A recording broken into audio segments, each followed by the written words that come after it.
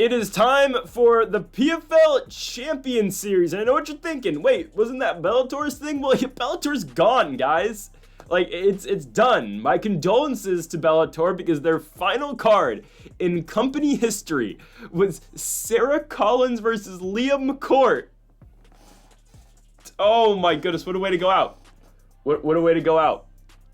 Now the Bellator Champion Series is the PFL Champion Series. Again, Bellator is gone. Patricio Pitbull's been released. Aaron Pico's been released. Yet we still have a Bellator lightweight championship fight between Usman Nurmagomedov and Paul Hughes in the main event. It is Dagestan versus Ireland 2. That's how PFL is promoting it. Both Khabib Nurmagomedov and Conor McGregor will likely be in the building in Dubai. Obviously, Khabib in the corner of Usman. I assume, and they've been saying Conor's going to be in attendance. We'll see. Hopefully a melee doesn't break out. But yeah, it's going to be a big one.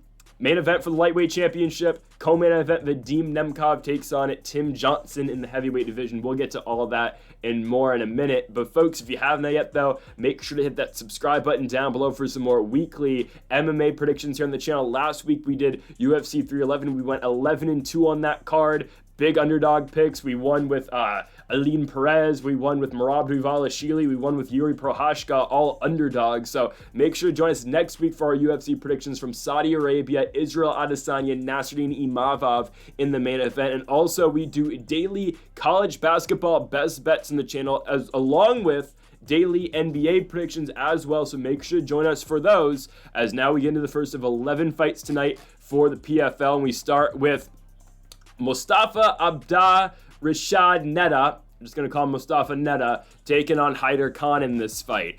The way I've learned PFL's booking, obviously, and again, this is not professional wrestling where you can just, book a guy to win.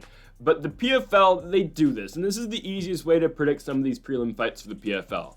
One, look at the guy who's got the picture on their website, and two, who's the guy who's been booked fairly well so far and been given somewhat easy opponents and stylistically good matchups? Well, that's Mustafa Neta. This is a guy who has main evented in PFL Mana before. That's the PFL Saudi Arabian promotion, or Saudi Arabian sister company, whatever you want to call it. He's won over there. He main evented over there. He's won back-to-back fights by first round TKO. Again, they are setting him up to win another fight here. He's supposed to take on Ahmed Sami on the PFL Super Fight card. That fight got canceled, and Sami's on this card as well. But they're starting their card off here in Dubai with the guy that they want to win in Mustafa Neta. And he's taking on Haider Khan, a guy who's not fought under the PFL/Bellator banner so far. He's 8-1 as a professional. He fought in Anthony Pettis FC in the past, but no real great victories. Coming off of a win over a 7-2 Luis Carlos Alves, but a 7-3 fighter now, just it's nothing that Haider Khan does is going to blow you away. Neta's got pop in his shots. He can take you down as well and work his ground and pound, and he can strike, and he's got power on the feet. Again, everything in this fight points to Mustafa Neta winning, and that's where we're going in this one. Again, not much to break down. This is the guy the PFL wants to win the fight. They need him to main event in Saudi Arabia when they go back there. I'd expect him to win this one over the British fighter in Haider Khan. It's going to be Mustafa Neta by first round TKO. Let's move on to our next fight. We move to the lightweight division. We get our first Irish fighter on the card. You're going to see a lot of Irish fighters. You're going to see a lot of Russian slash Dagestani fighters on this card. But you get John Mitchell and Sohail Tyari in this fight. We're going with John Mitchell. This isn't that controversial of a pick. John Mitchell is 9-2, and his opponent Sohail Tyari out of France is 7-5-1. Tyari has fought before in the PFL banner. He is 1-1, fighting for PFL Mana last year in the lightweight division, winning his first fight over Ahmed Amir. He's a plus 200 dog in that one. He wins. Then he takes on Mohsen Mohamed Sifi, losing the fight by unanimous decision in September. They turn him around for this fight. Fought a UFC named Mohamed Yahya, who has been horrible in the UFC, but lost him in UAE Warriors in 2023, kind of showing you where he's at. Lost in the PFL before, lost in UAE Warriors for the belt against Mohamed Yahya. And he's taking on John Mitchell. Mitchell, 2-1 in the PFL Europe, winning back-to-back fights against the same guy, Gisem Durishi. Then lost his championship fight to Yakob Kazuba, obviously the champion in 2023 in the PFL. and the champion in 2024 as well, Kazuba back-to-back champion Connor Hughes last year. Mitchell, again, 2-1 PFL, but the same guy he beat twice. Then went to 9-7-1 FC, beat Admam Mohammed, winning the fight by first-round submission. I'd expect John Mitchell to win. Again, he's fighting a guy who's lost 5 times in his career. John Mitchell is 9-2, and I'd expect John Mitchell to have a huge advantage on the ground. Tyari's been submitted a couple times before in his past. I don't think Mitchell's going to get a finish in this fight, but I do expect him to just dominate the fight on the ground. So give me John Mitchell to win this fight. I think he gets it done by unanimous decision. Let's move on to our next one. We go to the flyweight division as we get Hadi Omar Aluwani taking on Raul Penales out of the Philippines. You don't see many Filipino fighters, but you get Hadi Omar Aluwani from the UAE. He is 0-1 so far in PFL, losing his first fight in PFL Mania to Zayad Aman Mokhtar, losing the fight by third-round submission. Guys, I know what the PFL's doing. Again, they need fighters to fill out their PFL Mana card, so they are trying to, again, like Mustafa Neta earlier in the card, they're trying to get guys to, they're trying to get names on, or they're just trying to pump wins onto Omar Aluwani's record. Again, there's a reason he's in this fight. There's a reason the PFL brought him back after losing his first fight in the promotion. They find Raul Penales, again, out of the Philippines, training out of DY Incredible Fighting and Fitness Center. I've never heard of this gym before. It is in Santa Fe, Das Marinas, Calabarzon, Philippines. I don't know. I don't know where that is. I don't know. I'm half Filipino. I don't know where that is. Anyways, not like I've been there before. For Penales, though, this guy fought on the road to the UFC, loses to Kairu Shahota by unanimous decision. He was a huge underdog going into that fight, didn't win it, obviously. This guy's beaten nobody. Seriously, he's got one victory over a guy with a winning record that came all the way back in 2021, and he won that fight by exhaustion? I don't know. This is a very fraudulent record. His last victory came in 2023 against Jiangbing Mao in Brave CF. I don't know how this guy got the call to the road to the UFC. Didn't look all that great in that fight.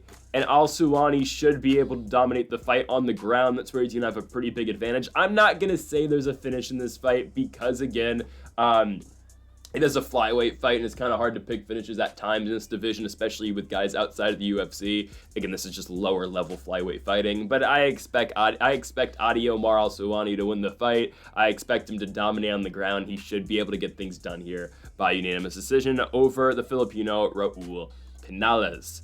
Going on to our next one, we move to the lightweight division as we have got Mirval Akhtamov taking on Mike Thompson. Thompson, the British fighter, coming into this one with a 7-2 record. First major promotion fight for him.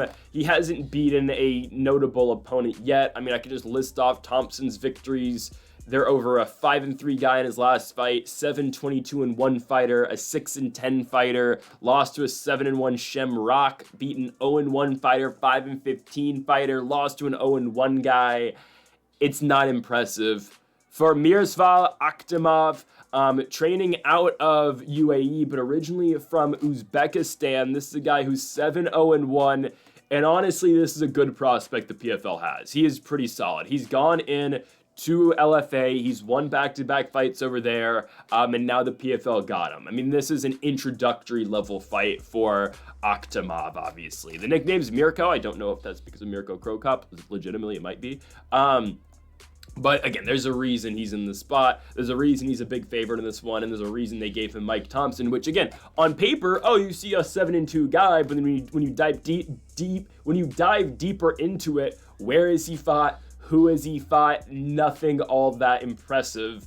Akhtamov should be able to dominate the fight. Thompson's primarily just a striker. Akhtamov will have an advantage on the ground, and that's where I think he ultimately wins this fight. I think he gets it done by second round TKO. I think it is because of the damage Akhtamov's able to do on the ground. I think you'll see him get a takedown. You'll see him, again, capitalize down there, and I do think he'll get Mike Thompson, who's been primarily just a striker so far in his MMA career, and he hasn't fought a guy nowhere near the level of Akhtamov. I get it. Again, Akhtamov's only a guy who's 7-0-1, but but LFA experience. Last win over a 10-4 Scotty Stockman. I don't mind the experience, and I do think Mirval Akhtamov wins this fight by second round TKO via ground and pound and ground strikes.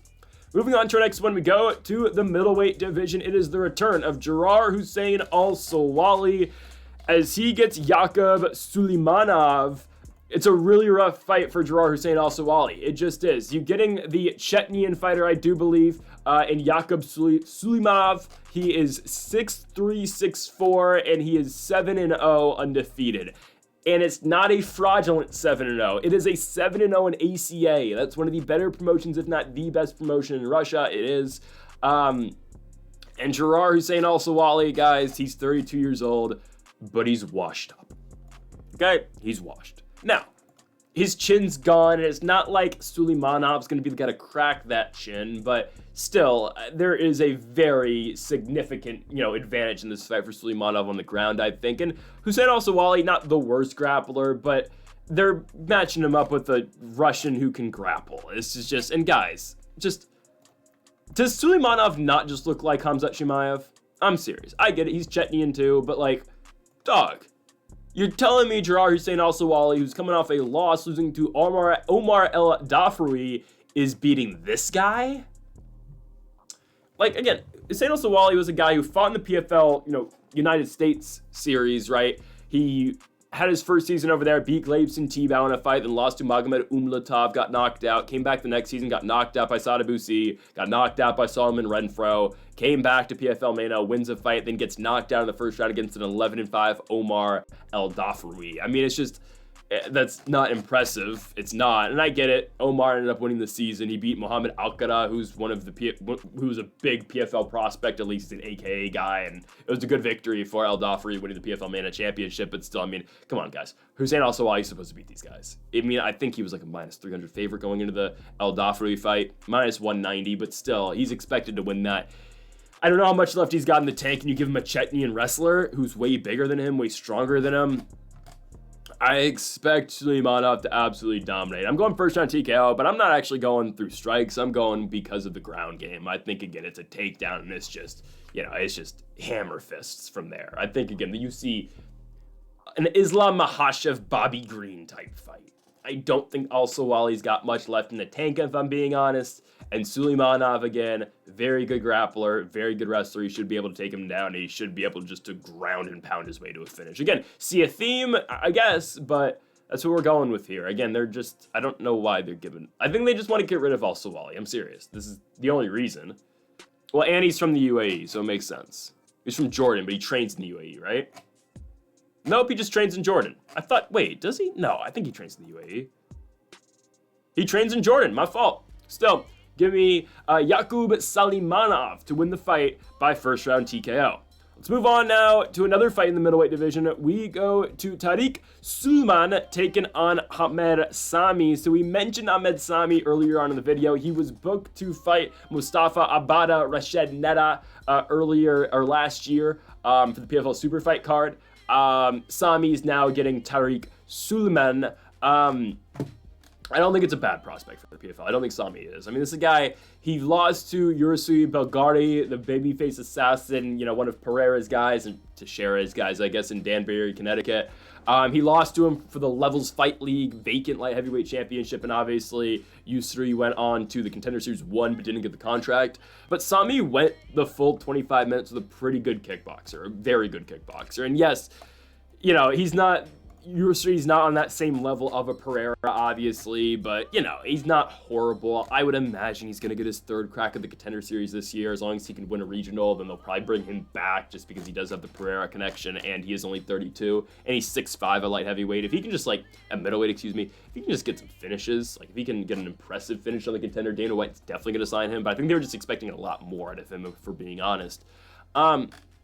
But Sami's a guy who's 11-4, fought in UAE Warriors before, fought in Brave, taken on a fighter here from, born in Syria, from Dubai, now training out of Dubai, in Tarik Suleiman, who is a primary wrestler. That's really all he does. He had a grappling match against Marvin Vittori last year at ADXC, lost to Marvin Vittori. I guess his best victory is the win over KB Buller, former UFC name KB Buller, but it wasn't really a victory. KB Buller illegally kneed him, so I don't know. There's really Tarik, his best win is over an, I guess an 8-5-1 Piotr Walaski. It's just, he's not all that impressive. He loses big fights that he's in most of the time. I guess his best victory is Ali Thompson, but Ali Thompson was like 43 when that fight happened. If you remember Ali Thompson from Bellator and the UFC back in the day, he fought Sean Jordan on UFC on FX2. Like, it's just, I don't know. I think Sami should be able to win this fight. I think he should be able to stuff the takedowns. I mean, I'm a little bit concerned about this. Like, out of all the fights in this card, if you want to bet on something on PFL, on PFL Dubai, I wouldn't bet on this one personally. I think, again, Sulman is 13-8. He's lost a lot, but there is actually a pathway to victory for him. Sami has struggled to take down some in the past. So again, if he's going to struggle against Suleiman, that's where it will be. I think Sami wins, but I just completely stay away from this fight. There are better fights to bet on than this one. Give me Ahmed Sami though. Again, I think he should be able to stuff the takedowns and win the fight on the feet, but I'm not too confident in it. He should win. Again, he's fighting guys 13-8. Give me Ahmed Sami by unanimous decision. Next up, move on to the bantamweight division. We've got Hnatkov taking on Clever Fernandez here, kicking off the main card. Give me Kalav in this fight. Hnatkov. Fighting out of Dagestan, Russia. Again, here come the Dagestanis in the main card. It's just a rough fight for Fernandez here, who's a very good jiu-jitsu player. But again, guys, it's a whole nother game when you fight these Dagestani guys. And hear me out, guys. Here's my little theory. Guys, Dagestan, they don't normally take losses. Let's just be honest. A Dagestani fighter, I could be mistaken, but to my knowledge, a Dagestani's never lost a title fight until last Saturday, where Merab Dvalishvili beat Umar Nurmagomedov. Just how good is Merab, by the way, guys? Fight went exactly how I said it was going to go. Merab loses the first 2 rounds, puts a pace on Umar, and beats the hell out of him in the last 3. Merab 3-2. You can make the case for Merab 4-1, but I'm fine with 3-2. Just saying, fight went exactly how I said it was. Watch our UFC 311 video last week. I predicted that fight down to a T. Exactly what I said was going to happen, happened. But hear me out, guys. The Dagestanis are not used to losing. They are not going to put up a stinker this week. Khabib will not let these guys lose this week. So, and this is a fight that favors Kavalov. This is a guy who's won an Eagle FC before. He's won in UAE Warriors. He's an undefeated guy. Fernandez, sure, he's got good jiu-jitsu, but that BJJ's not going to be able to stop Hnat, a very good Dagestani wrestler. Again, still young in his career somewhat, but a guy who went 4-0 in Eagle FC. I'd expect Hnat. He's 26 years old from Dagestan. You think he's losing this fight? No. Again, Khabib will not let these Dagestanis lose this week. I'm serious. Ground and pound, second round TKO for Hnatkov. Again, I think he gets Fernandez down. I think Fernandez is a sitting duck if he's not able to get a submission, which he's not, because Dagestanis really don't get submitted. So give me Kavalov to win the fight by second round TKO. Yeah.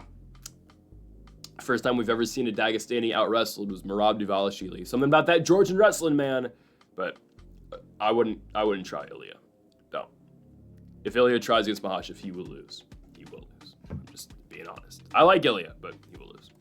Next up, move on to the featherweight division as we go to Ibraimov taking on Kenny Mohakana. I always butcher Kenny's name. Interesting fight. Really interesting fight. This is, again, Dagestan versus Ireland here. Kenny, again, from SPG Ireland. Ibraimov, born in Dagestan, now trains in Manchester, but still, again, it fits their Dagestan versus Ireland theme on the main card. And Ibraimov's 8-0. I'd expect him to win this fight, too. So, Ibraimov is an interesting mix of a Dagestani fighter. It's honestly, it's the, it's kind of the Abus Magomedov route. Not to the same exact T, obviously, but Abus from Dagestan goes to Germany, to Dusseldorf, becomes a good kickboxer, but because he grew up in Dagestan, he's got that wrestling background. Ibraimov, kind of the same way. This guy has advanced Sambo. He can strike, picked up a head kick knockout victory in 2023. He's coming off back-to-back victories in PFL, went over Josh Reed by arm triangle in the first round, then a unanimous decision victory over Nacho Campos in his last one. Ibraimov is more than capable. He can strike, he can wrestle, and obviously he can grapple as well. And Kenny's coming off that loss to Josh O'Connor by unanimous decision, his first loss of his career. The thing with Kenny is he was really built up by Bellator. They didn't really give him tough fights, and as soon as they give him an undefeated guy in Josh O'Connor in a fight where Kenny was only a -200 favorite, he loses to the Welsh fighter in O'Connor. Now, O'Connor's 8-0 now, just won the Aries FC Championship. I'm surprised Bellator hasn't brought him back, or PFL at least hasn't brought him back, because if not, this is a guy who will likely end up on the Contender Series in a couple years, if not this, probably next year. But it's tough because you give, again, Moaka that fight, and then you have to, again, bring him right back and give him Ibraimov. It's just like, I get it, it's Dagestan versus Ireland, but I think Ibraimov gets him pretty easily. Kenny's a huge featherweight, he's 6 feet tall, but that makes it easier for Ibraimov to grab onto those legs. And I think it's going to, again, only present itself, or this is the opportunity for a takedown will only present itself further for Ibraimov in this fight. I think it's a rough fight for Kenny, especially coming off that loss. I think Ibraimov gets him here, and we're going to go with Ibraimov to win the fight by unanimous decision, making it 2-0 for Dagestan. Actually, no, this is the first Dagestan versus Ireland fight. 1-0 for Dagestan. 1 Dagestan, Ireland 0. There's only 3 Dagestan versus Ireland fights, but anyways. Here we go. This is number 2. Nathan Kelly taking on Ahmed Magomedov. Nathan Kelly's a favorite on Tapology. I understand why. Magomedov's coming off a loss to Henry Corrales. Corrales just fought a really good fight, I'll be honest with you.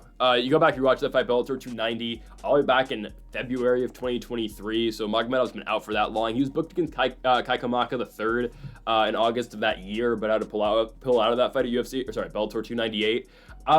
Going back and watching the Corrales fight, Corrales just fought a really good one. Magomedov was able to get takedowns in the first round, but after that, Corrales was able to stuff every single one of them. And Corrales, that's the best we've seen him fight in a while. I mean, really just put a pace on Magomedov, got in his face, was able to effectively outstrike him. At 36 years old, it was a very good victory for Henry Corrales, who hasn't won a fight since. Lost to Kai Kamaka, then lost to Aaron Pico by knockout, which it is what it is. But Corrales, again, gritty veteran, fought a really good fight. I mean, this is a guy who's been in Bellator for a very long time, right? Fought Emmanuel Sanchez back in his prime, fought Patricio Pitbull, beat Gorgi Karahanian back in 2018, beat Aaron Pico in their first matchup, obviously. The big knockout win over Pico. Again, Pico got his win back, but still. It was a tough fight for Magomedov, it was. Now you give him a guy, Nathan Kelly, who's been very protected so far in his PFL booking. Let's just be honest with ourselves.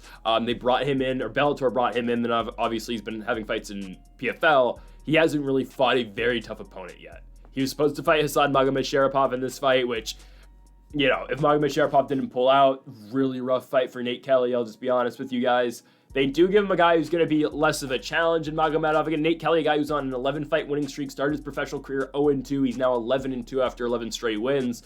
And yes, Nate Kelly can grapple, and that's where he's, usually wins his fights. I don't know. I just think Magomedov's got a wrestling advantage. I think he does. And I think once Magomedov's on top, I think he's going to make it difficult on Nathan Kelly. Again, Corrales was able to stuff takedowns, sure, but Magomedov's been in the lab for 2 years. Has not fought in 2 years. You don't think this guy's improved?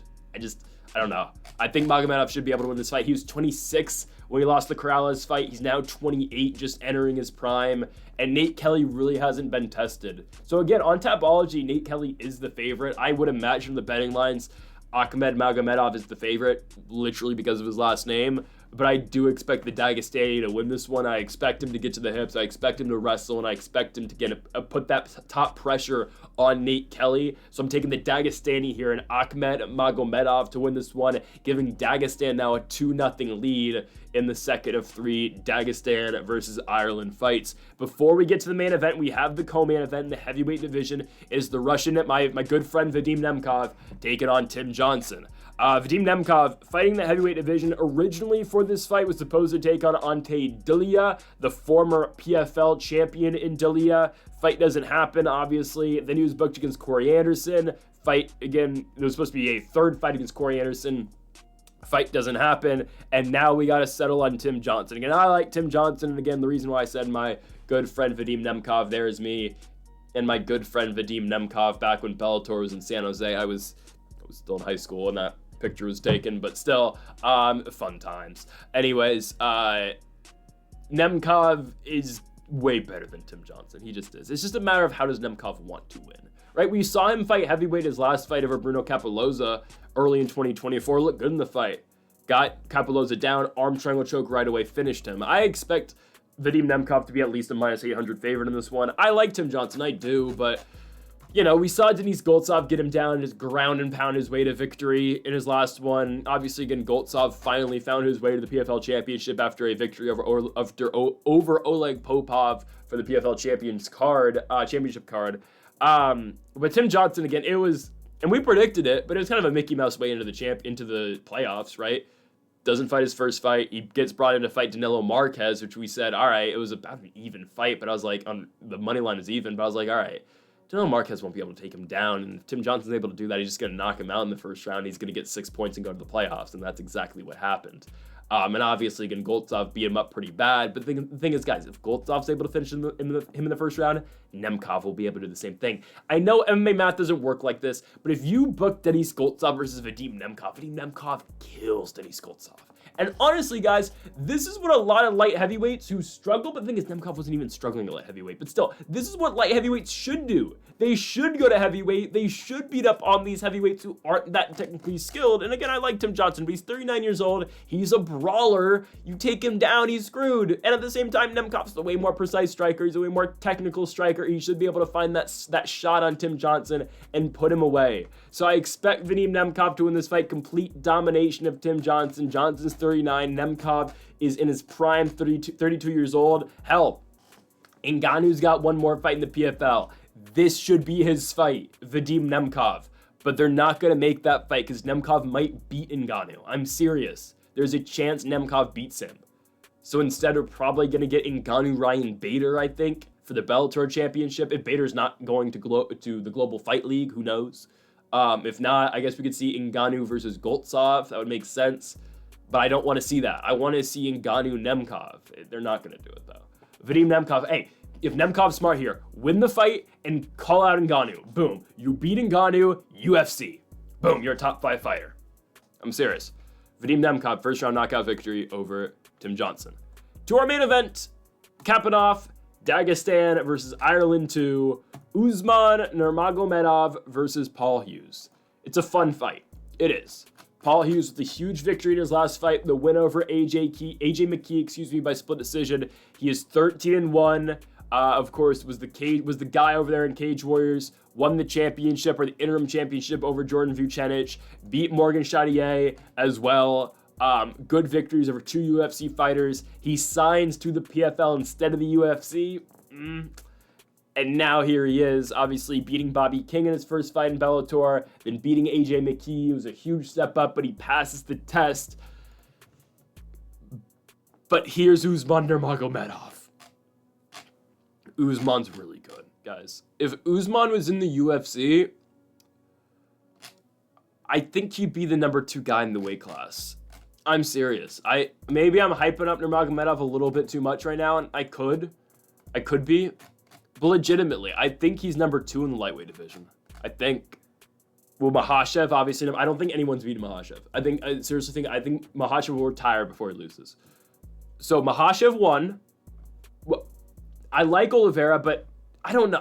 Oliveira might beat Usman, but I don't know, man. The thing is, Usman hasn't fought a guy like Oliveira yet. I know, again, I'm fantasy booking Usman against these guys. Again, Nurmagomedov, I think he's got a couple fights left in Bellator, so he's going to be here for a while at PFL now. But we just won't know until he comes over. But, okay. I can tell you, I think he confidently beats Justin Gaethje. I love Gaethje, but I'd say Usman beats Gaethje. I think he takes him down. I think he beats Poirier at this point in Poirier's career. He beats Dan Hooker. He beats Mateus Gamrot. He beats Money Moicano. He beats Chandler. He beats Dariush. Grant Dawson would be fun, but it wouldn't be fun. It would just see who out wrestles the other. But he beat Grant Dawson. He'd beat Benoit. He'd probably beat Fiziev. At the very least, he's a top 5 guy in the UFC, I think. And the thing is, Usman's striking's pretty damn good. I'll never forget the question mark kick knockdown. I get it was an old Benson Henderson in his retirement fight, but now it's not his retirement fight because Benson Henderson's going to go fight in the Global Fight League. But the question mark kick knockdown of Benson Henderson takes the back rear naked choke. It was beautiful. And I get it. Usman's like a minus 3,000 favorite in that fight. But that was impressive. He wins the Grand Prix with his victory over Alexander Chablis by unanimous decision. And now you get him Paul Hughes. I think it's an interesting stylistic matchup. I think it is. And I think Paul Hughes will probably have the advantage on the feet, even though Usman's striking, again, has evolved over the course of his career. But I think Nurmagomedov will find that way to the takedown, and I think ultimately that's where he wins. And once you get Paul Hughes worrying about that takedown, it only sets up for your striking even more. We always say it, your wrestling makes your striking better, and that's going to be apparent in this fight with Usman Nurmagomedov. Again, he's the best fighter in the PFL/Bellator. He's undefeated. He's 18-0, now to be 19-0. I feel pretty good about it. Usman Nurmagomedov beats Paul Hughes, and he will get it done by unanimous decision. I think Hughes will put up a fight, but Paul Hughes has not fought anybody of the level of Usman Nurmagomedov yet, and quite put, there isn't many guys in the world that are like Usman Nurmagomedov. The guy's good, he is, and he's only 26. So as long as he's in the UFC in 3 years, guys, he will be a champion. Eventually, Makhachev's going to go up to 170. He's not going to fight Belal, but I like Belal. I do now. But Bilal's not going to be champion for a while. If everyone clowns me because I say this, but I'm serious, Bilal's going to beat Shavkat, but Belal will lose eventually. So eventually Makhachev will be the 170-pound champion, and that's when Usman can come into the UFC and take the 155-pound belt. Just saying. These Dagestani guys are built different. They are. Give me Usman Nurmagomedov to beat Paul Hughes, and he will do it by unanimous decision. They're built different except for Umar. No, just kidding. Marav's just that good. Anyways, Usman Nurmagomedov beats Paul Hughes. I'm going to go 50-45, 50-45, 49-46. I think there'll be like one close round striking, but I think Usman just gets it pretty easily. So, give me Usman Nurmagomedov in the main event. Dagestan goes 3-0 against Ireland. Folks, thank y'all for watching. Make sure to hit that subscribe button down below for more. Make sure to leave a like if you did enjoy the video. Make sure to comment if you do disagree with any of the picks. Folks, thank y'all for watching, and Mamba forever.